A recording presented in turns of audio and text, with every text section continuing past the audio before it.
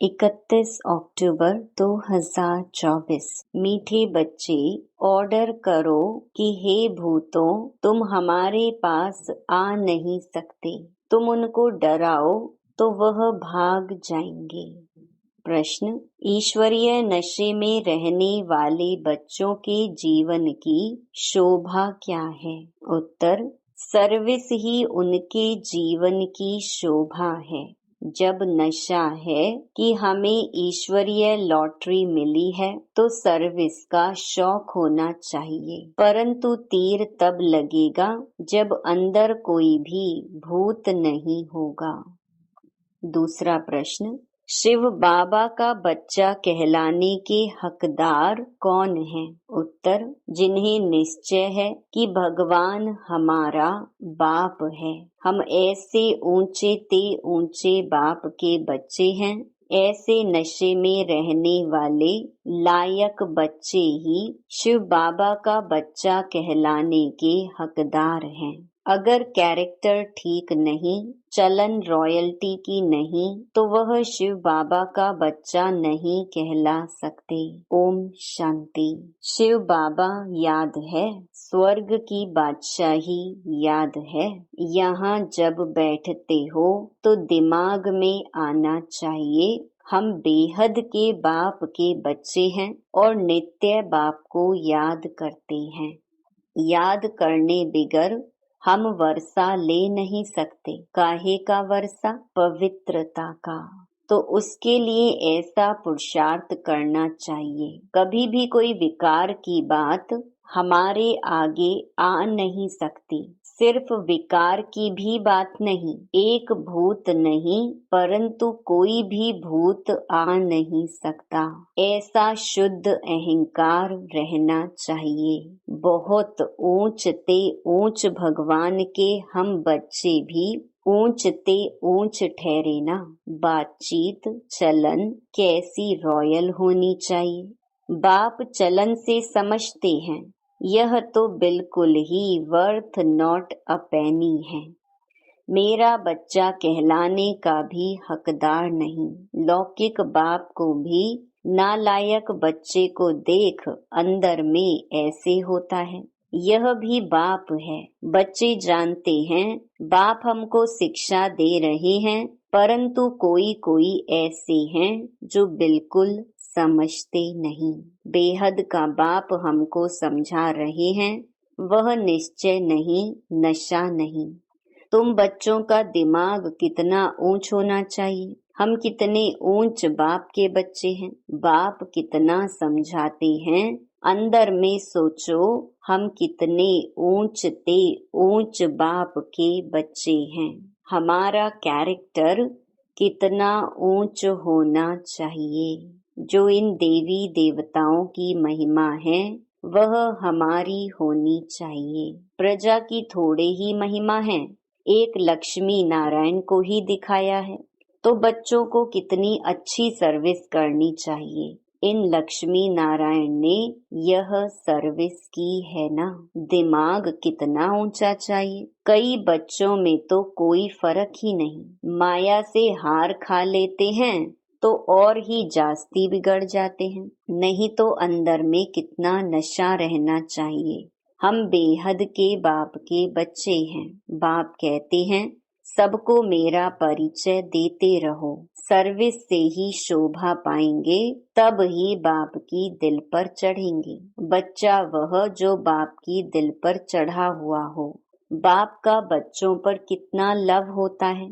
बच्चों को सिर पर चढ़ाते हैं, इतना मोह होता है, परंतु वह तो है हद का मायावी मोह।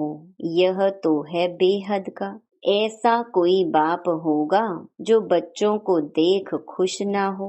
माँ बाप को तो अथाह खुशी होती है।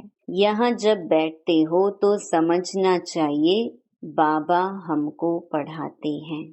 बाबा हमारा ओबीडिएंट टीचर है। बेहद के बाप ने जरूर कोई सर्विस की होगी, तब तो गायन है ना।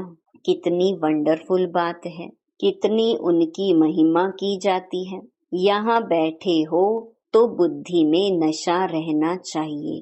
सन्यासी तो हैं ही निवृत्ति मार्ग वाले, उन्हों का धर्म ही अलग है। यह भी अब बाप समझाते हैं। तुम थोड़े ही जानते थे सन्यास मार्ग को। तुम तो गृहस्थ आश्रम में रहते भक्ति आदि करते थे। तुमको फिर ज्ञान मिलता है, उनको तो ज्ञान मिलने का है नहीं। तुम कितना ऊंच पढ़ते हो और बैठे कितने साधारण हो नीचे। देलवाड़ा मंदिर में भी तुम नीचे तपस्या में बैठे हो, ऊपर में वैकुंठ खड़ा है। ऊपर वैकुंठ को देख मनुष्य समझते हैं स्वर्ग ऊपर ही होता है। तो तुम बच्चों के अंदर में यह सब बातें आनी चाहिए कि यह स्कूल है, हम पढ़ रहे हैं। कहाँ चक्कर लगाने जाते हो तो भी बुद्धि में यह ख्यालात चले तो बहुत मजा आएगा। बेहद के बाप को तो दुनिया में कोई नहीं जानते। बाप के बच्चे बनकर और बाप की बायोग्राफी को ना जाने ऐसा भुट्टू कभी देखा? ना जानने के कारण कह देते वह सर्वव्यापी है। भगवान को ही कह देते आपे ही पूज्य आपे ही पुजारी। तुम बच्चों को अंदर में कितनी खुशी होनी चाहिए। हम कितने ऊंच पूज्य थे, फिर हम ही पुजारी बने हैं। जो शिव बाबा तुमको इतना ऊंच बनाते हैं, फिर ड्रामा अनुसार तुम ही उनकी पूजा शुरू करते हो। इन बातों को दुनिया थोड़े ही जानती है कि भक्ति कब शुरू होती है। बाप तुम बच्चों को रोज रोज समझाते रहते हैं। यहाँ बैठे हो तो अंदर में खुशी होनी चाहिए ना। हमको कौन पढ़ाते हैं? भगवान आकर पढ़ाते हैं, यह तो कभी सुना भी नहीं होगा। वह तो समझते हैं गीता का भगवान श्री कृष्ण है तो श्री कृष्ण ही पढ़ाता होगा। अच्छा, श्री कृष्ण भी समझो तो भी कितनी ऊंच अवस्था होनी चाहिए। एक किताब भी है मनुष्य मत और ईश्वरीय मत का। देवताओं को तो मत लेने की दरकार ही नहीं है। मनुष्य चाहते हैं ईश्वर की मत। देवताओं को तो मत अगले जन्म में मिली थी, जिससे ऊंच पद पाया। अभी तुम बच्चों को श्रीमत मिल रही है श्रेष्ठ बनने के लिए। ईश्वरीय मत और मनुष्य मत में कितना फर्क है। मनुष्य मत क्या कहती है, ईश्वरीय मत क्या कहती है, तो जरूर ईश्वरीय मत पर चलना पड़े। कोई से मिलने जाते हैं तो कुछ भी ले नहीं जाते। याद नहीं रहता किसको क्या सौगात देनी चाहिए। यह मनुष्य मत और ईश्वरीय मत का कॉन्ट्रास्ट बहुत जरूरी है। तुम मनुष्य थे तो आसुरी मत थी और अभी ईश्वरीय मत मिलती है। उनमें कितना फर्क है। यह शास्त्र आदि सब मनुष्यों के ही बनाए हुए हैं। बाप कोई शास्त्र पढ़कर आते हैं क्या? बाप कहते हैं मैं कोई बाप का बच्चा हूँ क्या? मैं कोई गुरु का शिष्य हूँ क्या जिससे सीखा हूँ? तो यह भी सब बातें समझानी चाहिए। भल यह जानते हैं कि बंदर बुद्धि हैं, परंतु मंदिर लायक बनने वाले भी हैं ना। ऐसे बहुत मनुष्य मत पर चलते हैं, फिर तुम सुनाते हो कि हम ईश्वरीय मत पर क्या बनते हैं, वह हमको पढ़ाते हैं। भगवान वाच हम उनसे पढ़ने जाते हैं। हम रोज 1 घंटा पौना घंटा जाते हैं। क्लास में जास्ती टाइम भी लेना नहीं चाहिए। याद की यात्रा तो चलते फिरते हो सकती है। ज्ञान और योग दोनों ही बहुत सहज हैं। अल्फ का है ही एक अक्षर। भक्ति मार्ग के तो ढेर शास्त्र हैं। इकट्ठा करो तो सारा घर शास्त्रों से भर जाए। कितना इन पर खर्चा हुआ होगा। अब बाप तो बहुत सहज बताते हैं। सिर्फ बाप को याद करो तो बाप का वर्षा है ही स्वर्ग की बादशाही। तुम विश्व के मालिक थे ना, भारत हेवन था ना, क्या तुम भूल गए हो? यह भी ड्रामा की भावी कहा जाता है। अब बाप आया हुआ है, हर 5000 वर्ष बाद आते हैं पढ़ाने। बेहद के बाप का वर्षा जरूर स्वर्ग नई दुनिया का होगा ना। यह तो बिल्कुल सिंपल बात है। लाखों वर्ष कह देने से बुद्धि को जैसे ताला लग गया है, ताला खुलता ही नहीं। ऐसा ताला लगा हुआ है जो इतनी सहज बात भी समझते नहीं हैं। बाप समझाते हैं एक ही बात बस है, जास्ती कुछ भी पढ़ाना नहीं चाहिए। यहाँ तुम 1 सेकंड में किसको भी स्वर्गवासी बना सकते हो, परंतु यह स्कूल है, इसीलिए तुम्हारी पढ़ाई चलती रहती है। ज्ञान सागर बाप तुम्हें ज्ञान तो इतना देते हैं जो सागर को शाही बनाओ, सारा जंगल कलम बनाओ तो भी अंत नहीं हो सकता। ज्ञान को धारण करते कितना समय हुआ है? भक्ति को तो आधा कल्प हुआ है। ज्ञान तो तुमको एक ही जन्म में मिलता है। बाप तुमको पढ़ा रहे हैं नई दुनिया के लिए। उस जिस्मानी स्कूल में तो तुम कितना समय पढ़ते हो? 5 वर्ष से लेकर 20-22 वर्ष तक पढ़ते रहते हो। कमाई थोड़ी और खर्चा बहुत करेंगे तो घाटा पड़ जाएगा ना। बाप कितना सॉल्वेंट बनाते हैं, फिर इंसॉल्वेंट बन जाते हैं। अभी भारत का हाल देखो क्या है। फलक से समझाना चाहिए, माताओं को खड़ा होना चाहिए।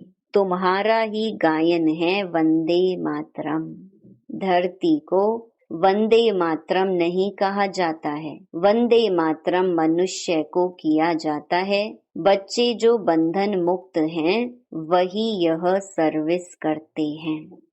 वह भी जैसे कल्प पहले बंधन मुक्त हुए थे वैसे होते रहते हैं। अबलाओं पर कितने अत्याचार होते हैं। जानते हैं हमको बाप मिला है तो समझते हैं बस अब तो बाप की सर्विस करनी है। बंधन है ऐसे कहने वाले रीढ़ बकरियां हैं। गवर्नमेंट कभी कह न सके कि तुम ईश्वरीय सर्विस ना करो। बात करने की हिम्मत चाहिए ना। जिसमें ज्ञान है वह तो इतने में सहज बंधन मुक्त हो सकते हैं। जज को भी समझा सकते हो हम रूहानी सेवा करना चाहते हैं। रूहानी बाप हमको पढ़ा रहे हैं। क्रिश्चियन लोग फिर भी कहते हैं लिबरेट करो, गाइड बनो। भारतवासियों से फिर भी उन्हों की समझ अच्छी है। तुम बच्चों में जो अच्छे समझदार हैं उनको सर्विस का बहुत शौक रहता है। समझते हैं ईश्वरीय सर्विस से बहुत लॉटरी मिलनी है। कई तो लॉटरी आदि को समझते ही नहीं, वहां भी जाकर दास दासियां बनेंगे। दिल में समझते हैं अच्छा दासी ही सही, चंडाल ही सही, स्वर्ग में तो होंगे ना। उन्हों की चलन भी ऐसी देखने में आती है। तुम समझते हो बेहद का बाप हमको समझा रहे हैं।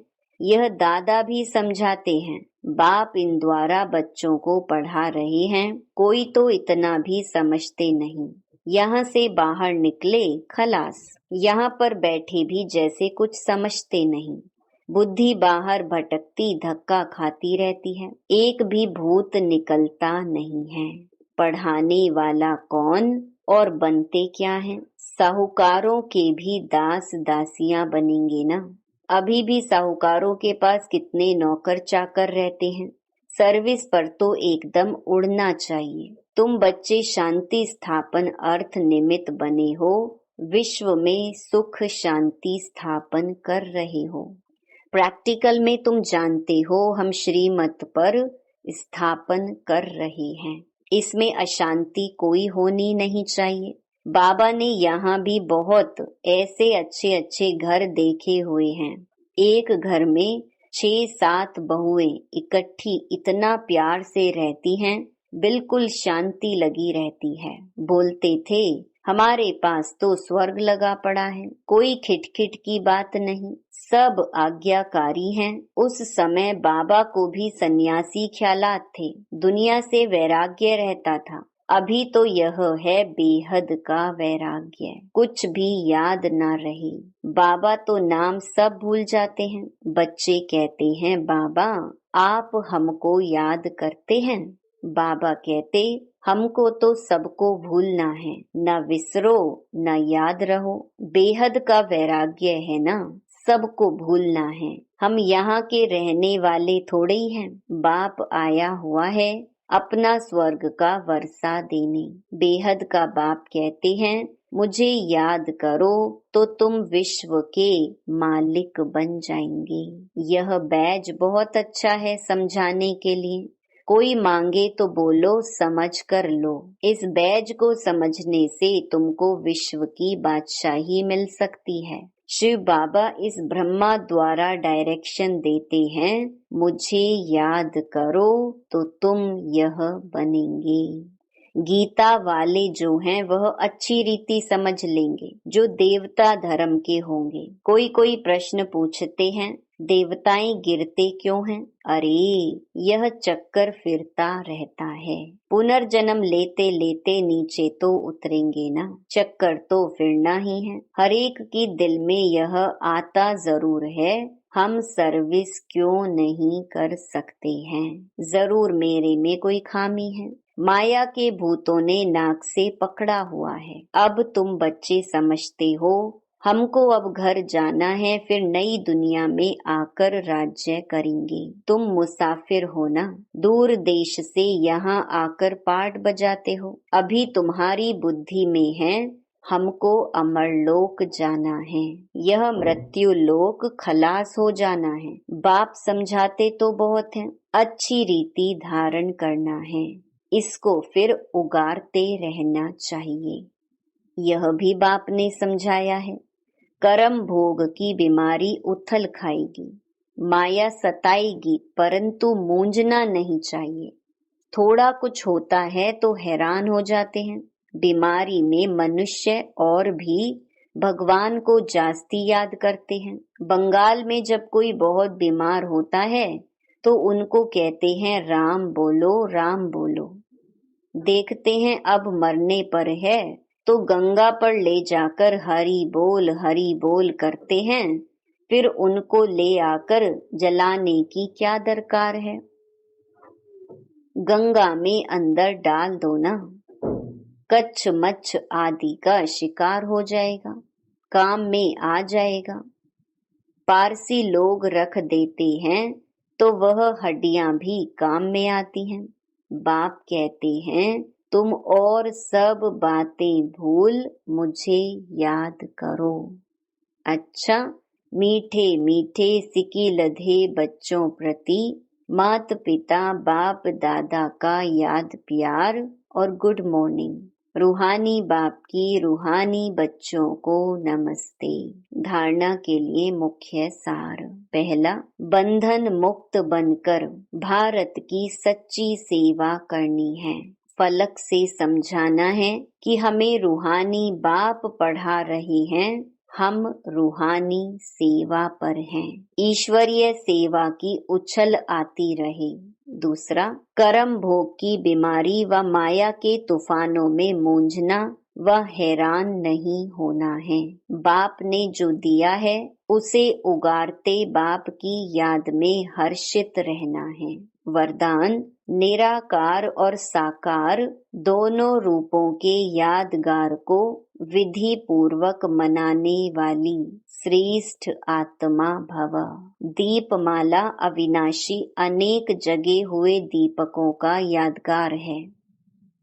आप चमकती हुई आत्माएं दीपक की लौ मिसल दिखाई देती हो, इसलिए चमकती हुई आत्माएं दिव्य ज्योति का यादगार स्थूल दीपक की ज्योति में दिखाया है। तो एक तरफ निराकारी आत्मा के रूप का यादगार है, दूसरी तरफ आपके ही भविष्य साकार दिव्य स्वरूप लक्ष्मी के रूप में यादगार है। यही दीपमाला देव पद प्राप्त करती है। तो आप श्रेष्ठ आत्माएं अपना यादगार स्वयं ही मना रही हो। स्लोगन: नेगेटिव को पॉजिटिव में चेंज करने के लिए अपनी भावनाओं को शुभ और बेहद की बनाओ। ओम शांति।